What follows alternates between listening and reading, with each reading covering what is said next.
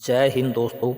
पूर्व जन्म में माता सीता कौन थी और उसने रावण को क्या श्राप दिया था? सबसे प्राचीन महाकाव्य वाल्मीकि रामायण के अनुसार एक बार रावण हिमालय पर्वत पर गया हुआ था। वहां पर उसने एक सुंदर कन्या देखी जो मृग छाल ओढ़े जटा बांधे तपस्या कर रही थी। उसके अत्यंत सुंदर रूप को देखकर रावण उस पर मोहित हो गया। कामी और दुष्ट स्वभाव तो उसका था ही। काम वासना से पीड़ित हंसता हुआ रावण बोला, हे बालिके, तुम्हारा सुंदर रूप देखकर मैं मुग्ध हो गया हूँ। देखो तुम्हारा यौवन जा रहा है। तुम्हें तो त्रिलोक विजयी राजा रावण की रानी होना चाहिए। चलो मेरे साथ लंकापुरी में, तुमसे विवाह करके तुम्हें लंका की पटरानी बना दूंगा। तुम इस वन में तप करके क्यों अपनी जवानी बर्बाद कर रही हो? तप तो वृद्ध व्यक्तियों के लिए होता है। तुम्हारे तो रूप में ही तपस्या का सारा फल भरा हुआ है। उस कन्या ने रावण की बात को अनसुना कर दिया।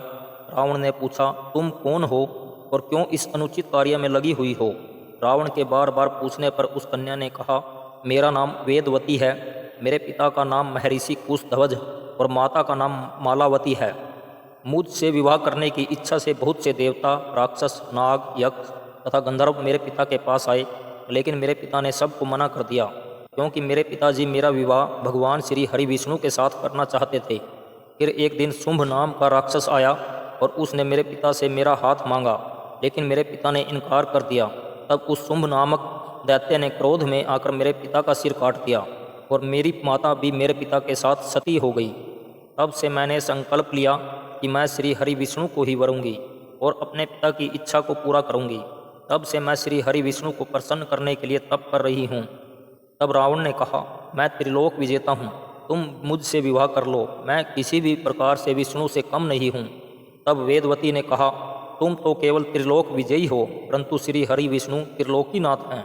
वे तीनों लोकों के स्वामी हैं। इसलिए तुम मुझे पाने की व्यर्थ इच्छा को छोड़ो और अपना रास्ता पकड़ो।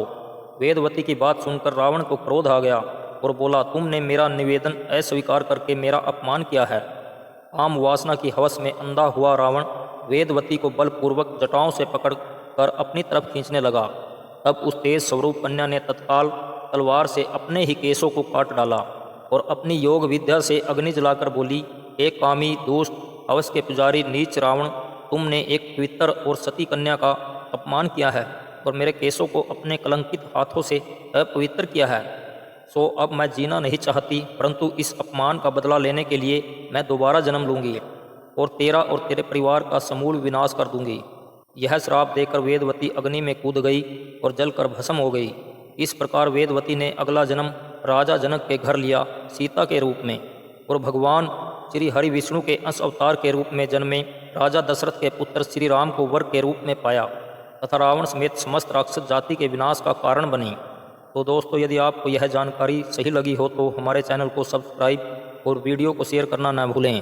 धन्यवाद।